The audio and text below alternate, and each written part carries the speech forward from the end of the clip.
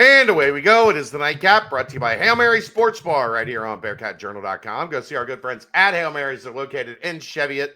They're right on Harrison Avenue, so you can, it's in the Dora District. You can go from bar to bar with your drinks, or you can just hang out at Hail Mary's. They've got 27 TVs, a 9-screen video wall. They have the DirecTV Sports package, so you can watch all the games, and, of course, Cincinnati Sports, always on the video wall.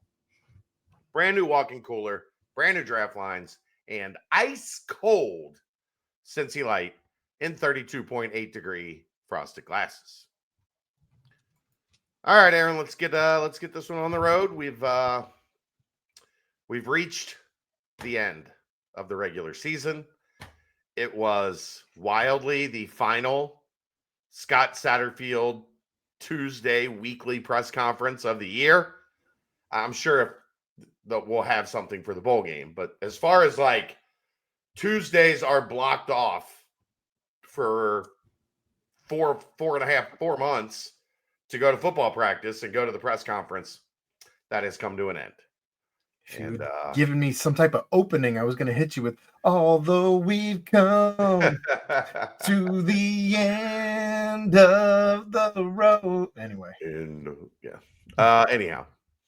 That means this is the last time in the regular season we'll get Aaron breaking down the press conference. It's talking about talking, everybody. There'll be basketball. It's fine. Sure, but for football, this is for football. Well, here we go. Coach Scott Satterfield said the atmosphere at Nip at Night was as good as it gets. It was. Of course, obviously you had your black eye and all of that as we saw the apology come out today from John Cunningham and the AD office. But my understanding is no fine. Okay. We were at the conclusion of that episode. Gotcha. So there's still lots to play for to get to 8 wins. Got to finish the season strong. Of course, you have bowl season coming up, and if you can, start win these games, these last 2 games, get some momentum going into the portal and signing day coming up. Just a lot to be excited about going into the offseason. Getting to 8 wins says a lot about your program, about your guys' resiliency, gets the bad taste out of your mouth. And again, it's just a better bowl game. Matters for the city, it matters for fans, matters for recruiting. So all the things that matters to kind of set you up in a good spot for next season. None of that hurts to continue to win games, no matter at what point in the season that you're in. Said that Cyrus Allen's route that he did a little twist and turn, a little double move. It's actually called the whirly bird.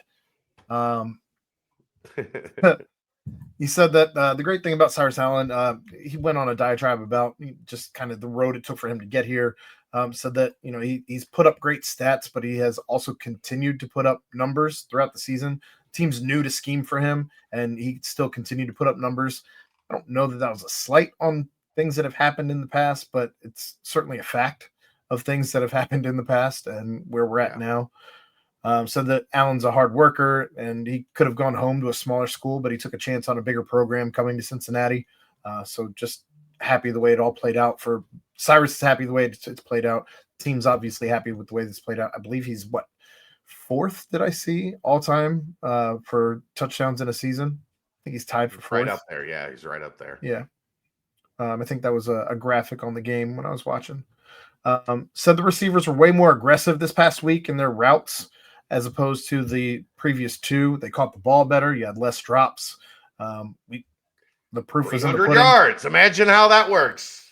Proof was in the pudding. And I mean, truthfully, Sorsby could have easily been well over 200 if he connects on a couple of those drop passes that we saw against Arizona. So yeah.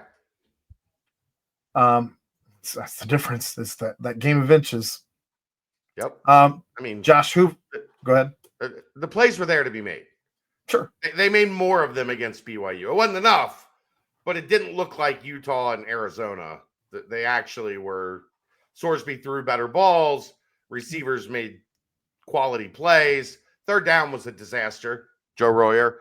But ultimately, I didn't ask. I didn't even have it in me to ask today, because I probably would have snapped if they would have said, We just got to go back to the tape. And We got to keep trying to get him the ball.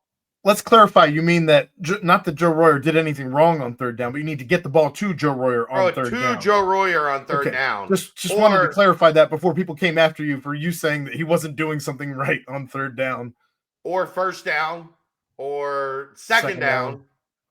But they were bad on third down, so they probably really could have used him on third down.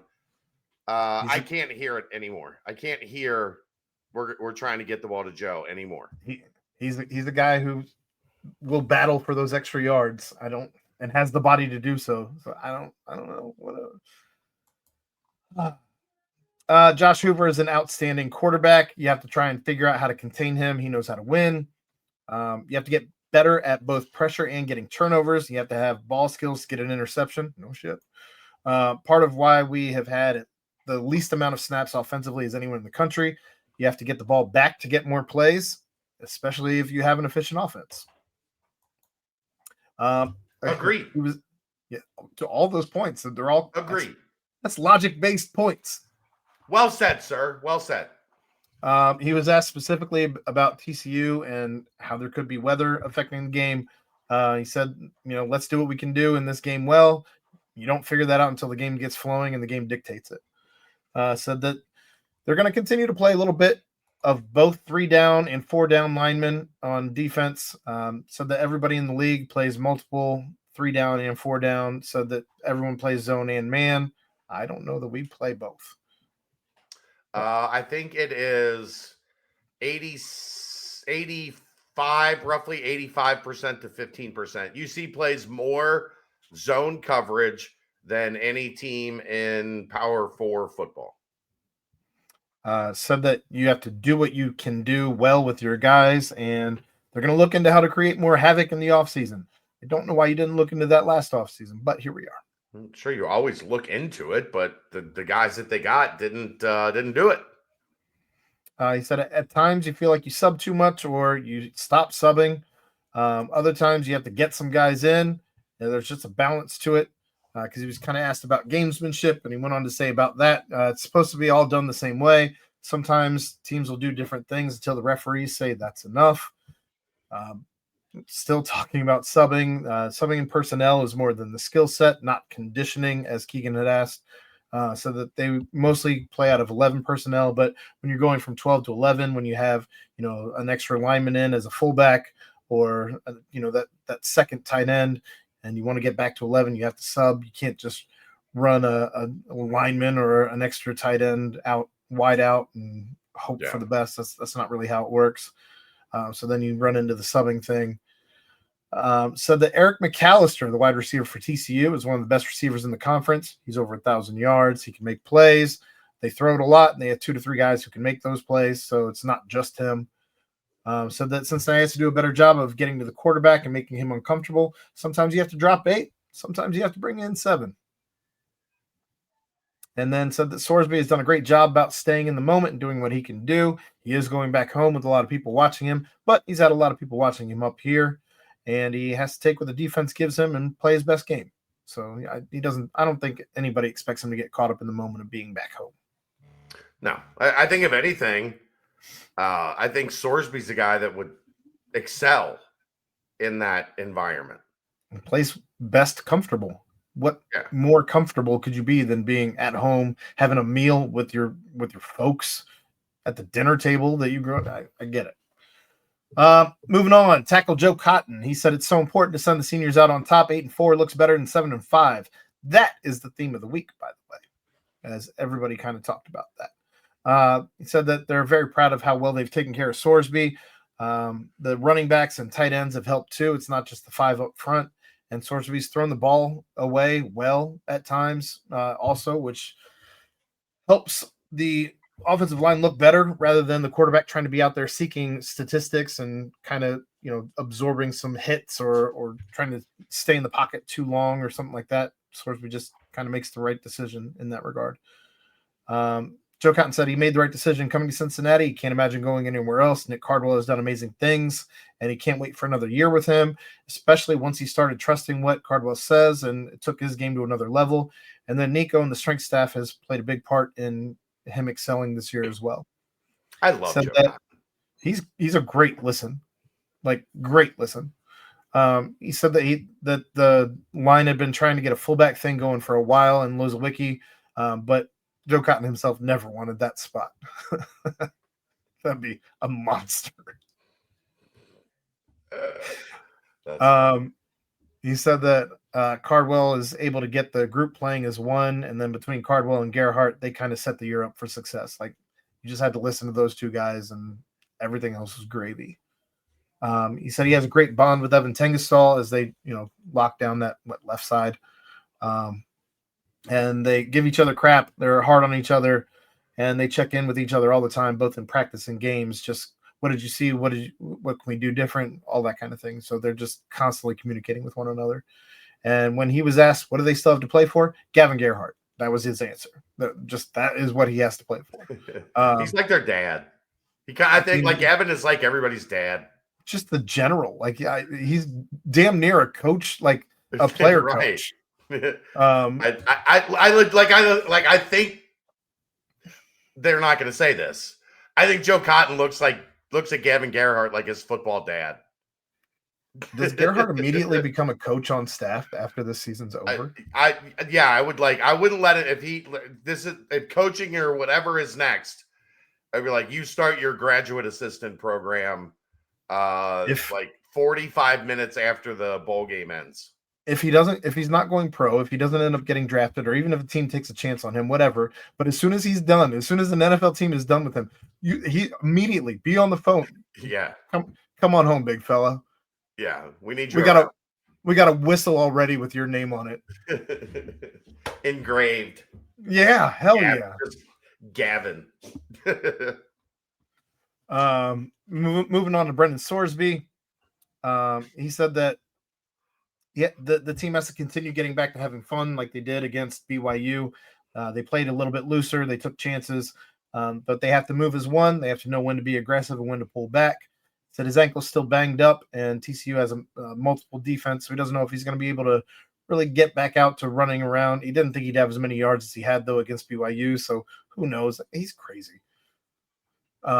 He said that the Whirly Bird is a fun route name, and it was even more fun to watch Cyrus get open, and they have to continue to find ways to keep scheming guys open. He did credit Satterfield and everybody for scheming that play. They thought it was great.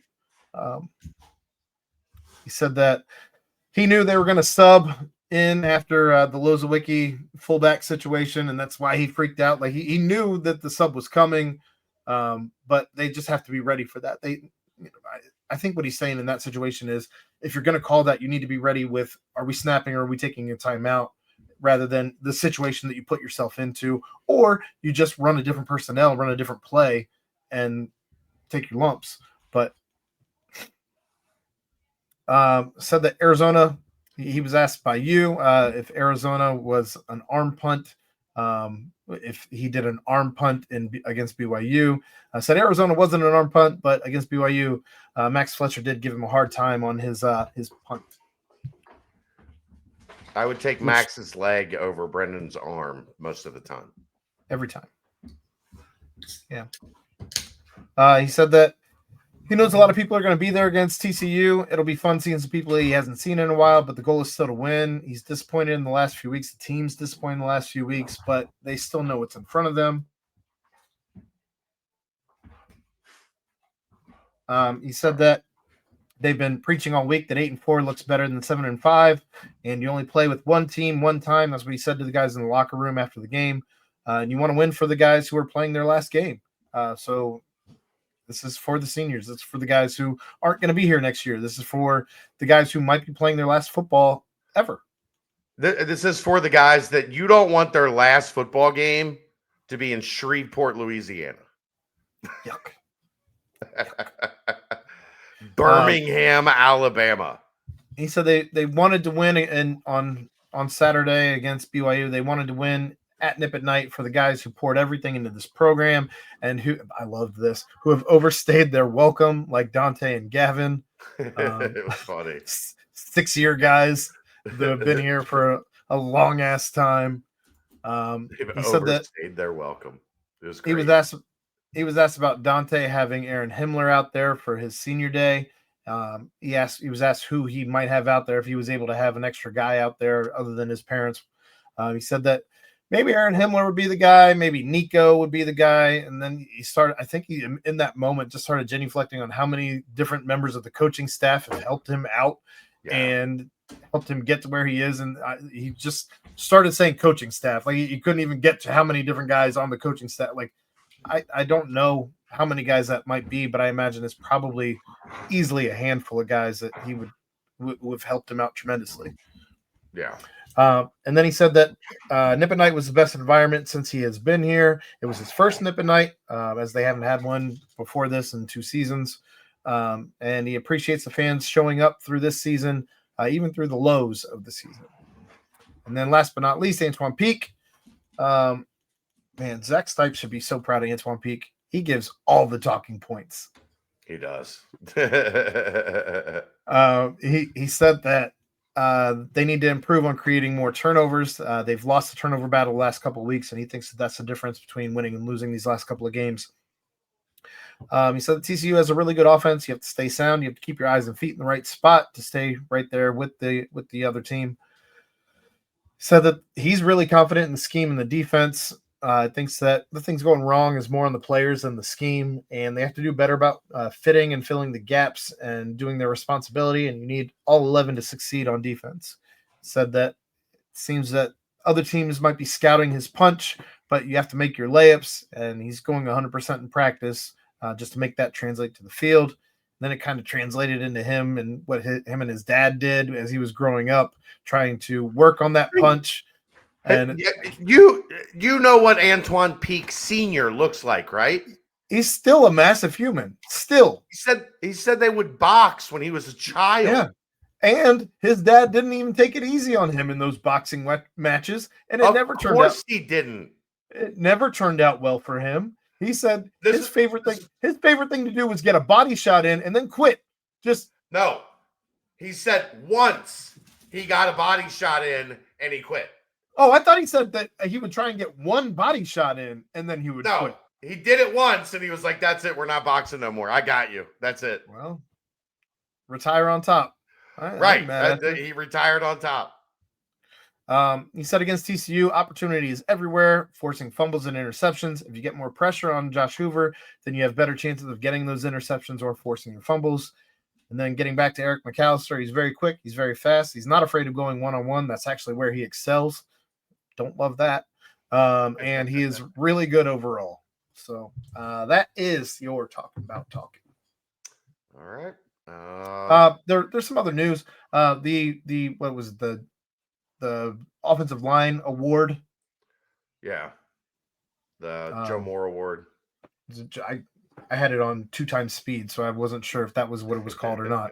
Joe Moore. I've not heard of this award before this. Yeah, it's Joe Cotton. Look, Joe Cotton said the same thing, so I don't feel bad about not knowing about this award. If he doesn't know about this award as an offensive lineman in college football, I don't feel bad about not knowing about this award. I'm not saying like I know the history of the award. I've just heard of it before. But they're finalists at this point for it. Yeah, semifinalists. Semifinal. Okay, I didn't know if we'd moved past semifinalists for awards yet into finalists. I think that's probably next week, and then the week after is like when they give the awards out. All right. Well, that's all I got. All right. That's it's gonna do it. Aaron and Dave will be with you tomorrow night as soon as the UC game ends. So the UC game ends roughly around 9. Aaron and Dave will have the BCJ pod to preview TCU tomorrow night. And then Aaron and I will be live with the aftermath following that. So we'll see you there. That is the Nightcap, brought to you by Hail Mary Sports Bar, right here on BearcatJournal.com. See ya!